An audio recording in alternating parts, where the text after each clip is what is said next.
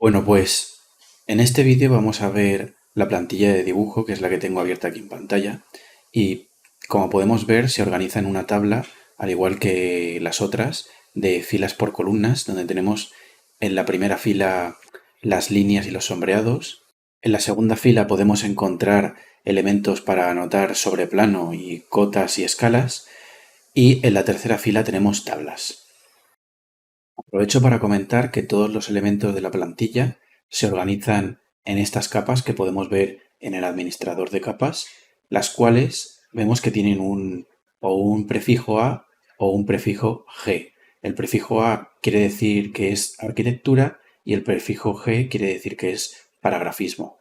Por lo tanto, siendo la primera fila todo lo que tenga que ver con arquitectura y la segunda fila correspondería con las capas de grafismo, ya que son elementos que van a ayudar a la lectura del plano. Es decir, las capas que empiezan por A van a servir para dibujar el plano y las capas que empiezan por G van a servir para dibujar sobre el plano. Si vamos al primer cuadrante, vemos cómo podemos encontrar tipos de línea organizados según su grosor, el cual seleccionando la línea podríamos cambiar desde el panel de propiedades, donde en la pestaña donde pone grosor total.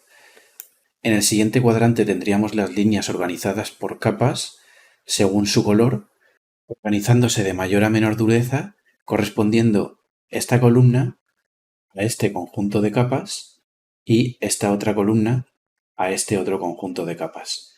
Unas se organizan por dibujo y las otras por elemento.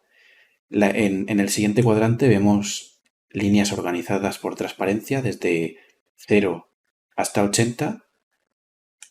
Luego tenemos más tipos de línea y luego tenemos un conjunto de sombreados. Y pasando a la fila de los símbolos, podemos ver que la primera sección hace referencia a unas notas, las cuales son bloques dinámicos que son editables, donde tenemos en primer lugar una sección donde haciéndole doble clic podemos editar el texto que tenemos dentro. Por ejemplo, si queremos poner bb', lo escribimos, pulsaríamos en OK y automáticamente se actualizaría. También podemos editar la longitud de la sección y su simetría. El siguiente sería un seleccionador donde podemos especificar algunos elementos del plano, como podrían ser detalles, el cual es editable en las dos dimensiones y donde también podemos mover el texto.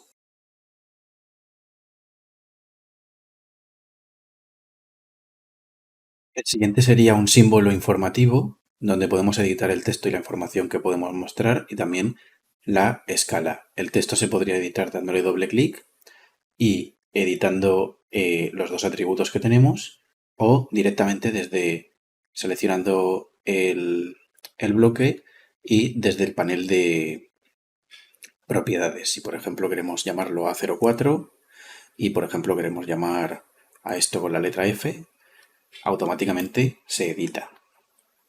A continuación tenemos más símbolos que pueden ser editados tanto en dimensiones como en su contenido, en el texto, de la misma forma que el anterior, o por atributos dándole doble clic, o seleccionándolo y a través del panel de propiedades escribiendo lo que queremos que se muestre en pantalla.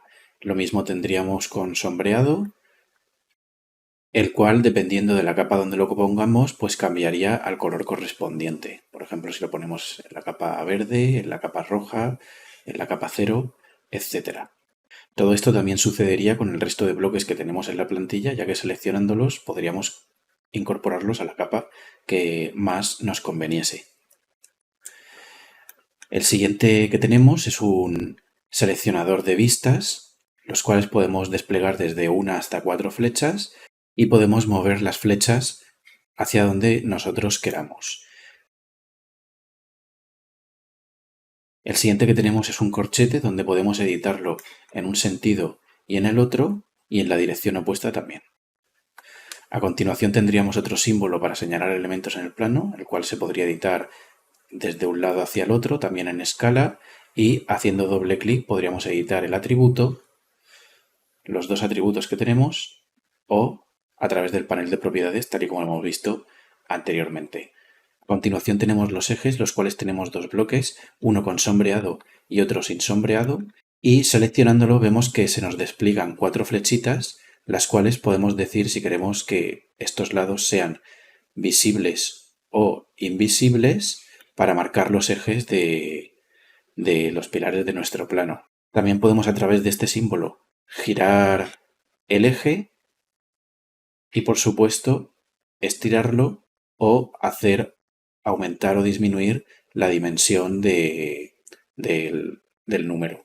El siguiente bloque que vamos a ver es otro indicador de plano donde podemos editar su dimensión, y haciendo doble clic podemos editar los dos atributos que tenemos, es decir, los dos textos que tenemos, o hacerlo a través del panel de propiedades directamente. Tendríamos aquí otros dos indicadores de anotaciones con las mismas características.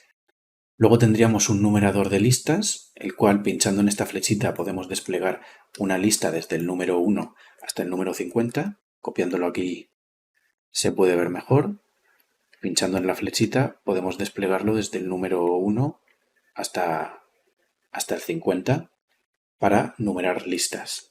El siguiente bloque sería el norte, donde podemos elegir el ángulo, el tamaño y el tipo, si lo queremos tradicional o minimalista. También lo podríamos editar estos parámetros desde el panel de propiedades, dándole el ángulo exacto al que tenemos el norte. A continuación, unas cotas de nivel que se pueden editar con doble clic o a través del panel de propiedades, y tenemos dos tipos que serían seleccionables a través de esta flechita o a través del panel de propiedades. Y con esto pues quedaría vista la primera parte de los símbolos. El siguiente recuadro recogería señales, que son los que vemos en pantalla, y el siguiente recoge otros bloques para seleccionar elementos en el plano. El primer bloque es un seleccionador, por ejemplo para planos de emplazamiento, donde podemos ajustarnos a nuestro plano y mover el cursor hacia donde queramos. También podemos editarlo en tamaño, ¿vale? Es importante recalcar que este bloque solo funciona correctamente en AutoCAD. En programas como ZWCAD y GStarCAD suele dar problemas.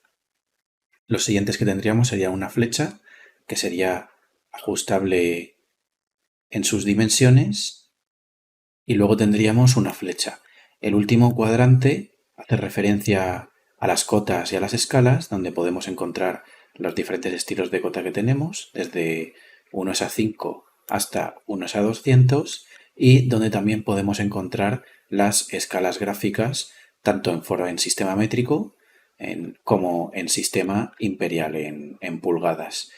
Ambas se pueden seleccionar y se puede modificar el tipo de escala que queremos ver desde el panel de propiedades, y también podemos seleccionarla si la queremos sin sombreado o con sombreado. En la siguiente fila vemos tablas que no tienen ningún misterio, simplemente para poder copiarlas y editarlas en los diferentes proyectos. Luego tenemos una lista con el numerador de lista que hemos visto antes, que se podría ampliar o reducir en función de la lista a la que acompaña. Y a continuación tenemos algunos recuadros con estilos de texto donde podemos anotar notas, y algunos son editables de forma dinámica, como por ejemplo este, que podemos editar en un sentido y en otro. Y el último tenemos cabeceras y leyendas que podemos utilizar para poner sobre el plano. Por ejemplo, lo copiamos y lo traemos a este plano, y se podría también editar en su dimensión. Dándole doble clic podríamos editar el título y el subtítulo del plano, o desde el panel de propiedades. Y esta cabecera haría referencia a un proyecto de rehabilitación donde hay un estado original, un estado final y un proceso constructivo. Las siguientes cabeceras hacen referencia a las diferentes fases de los proyectos, donde puede ser básico, estructura, instalaciones, detalles y fichas técnicas, o otra ordenación: básico, carpintería, estructuras, instalaciones y detalles. Este sería una última leyenda donde podríamos elegir el tipo de desplegable que queremos que se muestre y podemos ajustarlo a nuestro plano. Y con esto quedaría vista la plantilla de dibujo, y solo faltaría el tema de las plumillas, donde podemos cargar hasta 3 tipos de plumillas diferentes que se pueden ver en este ejemplo, y utilizando los ejes, símbolos y demás que hemos visto en la plantilla con el color predeterminado, podemos imprimir y utilizar unas plumillas en monocromo, en rojo o en azul, sin la necesidad de cambiar nada en el dibujo, dando como resultado 3 formatos de impresión diferentes, siendo monocromo, rojo y azul. Y en esta diapositiva se puede ver más claramente que simplemente cambiando el CTB podemos modificar la visualización de nuestro plano.